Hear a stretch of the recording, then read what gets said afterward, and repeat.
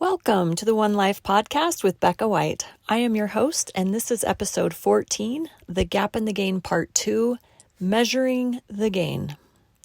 Last episode, we discussed the gap as the space of opportunity and growth between where we are versus where we want to be, and how goal setting is the process of intentional progression through the gap. Now, sometimes when we are in the gap, we get discouraged by the magnitude of the gap or frustrated by the slowness of our progress, both of which can negatively affect our motivation and our sense of well-being. In their book, The Gap and the Gain, authors Dan Sullivan and Dr. Benjamin Hardy address both of these obstacles by offering a mindset shift for measuring progress, and that is to measure progress backward against where we started, not forward against the ideal. They say this, quote, "Most people, especially highly ambitious people, are unhappy because of how they measure their progress. We all have an ideal, a moving target that is always out of reach. When we measure ourselves against that ideal, we are in the gap. However, when we measure ourselves against our previous selves, we're in the gain," end quote. Ideals serve us in that they give us something to aspire to, and just like the horizon will always be out of our reach no matter how far or fast we run toward it, ideals are there to guide our vision of who we can become, which informs and inspires our goals. Measuring ourselves forward against ideals does not serve us.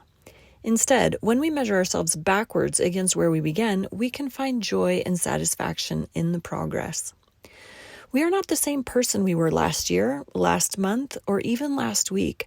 We are constantly growing and changing, and if we take time to measure the gain, we have much to celebrate. To illustrate the point, I live in Colorado, and one of the places I love to exercise is at the Castle Rock Incline.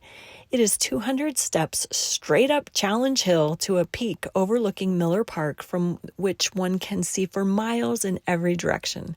It is breathtaking. At the base of the steps looking up, the top seems so very far away. But as I start moving, I can quickly see my progress because there are step markers every 10th step. Now, if I stop to catch my breath at step 100 and look up to the top, it still looks so very far away and daunting, as the second half of the incline is much steeper than the first. However, if I turn around and look at the base of the incline, I can see how far I've climbed, and it is both surprising and impressive. Seeing the gain is motivation in itself. The other lesson from the incline is this. As I climb, there are other people climbing as well, and some people speed past me, while others I pass.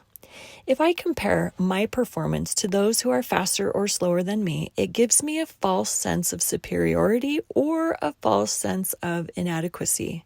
Either way, they are both false. The same is true for life. Measuring ourselves or comparing ourselves to anyone else gives us a false sense of self and does not serve us. So the invitation today is this. Take a few minutes to measure your gains. How have you grown and progressed in the last year, in the last month? And how have you grown in the last week?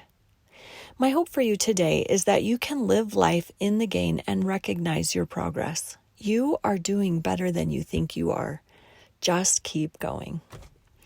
We only get one life. Let's make it our best.